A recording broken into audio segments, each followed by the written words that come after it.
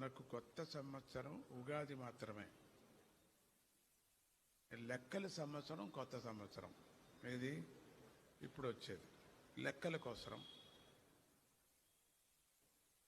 అది మన పద్ధతి కాదు. పంచాంగం చూస్తే మనది ఎన్నేళ్ళు అయింది అని తెలుస్తుంది మీకు. మీరు చూడరే, మన హిందూ సనాతన ధర్మం ఉందే, హిందూ పద్ధతి, దేవతల పద్ధతి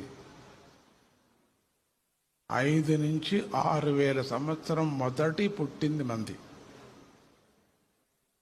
అది గొప్ప చెప్పుకుంటున్నాం కానీ దాన్ని మనం అనుసరించటం లేదు. మనం అనుసరించాలా? మనకు అది లెక్కలు,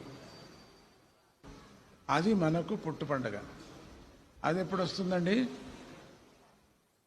ఉగాదికి వస్తుంది. 1వ తారీఖు వచ్చేది ఒక మార్పు, అంటే లెక్కల మార్పు కోసం వచ్చేది.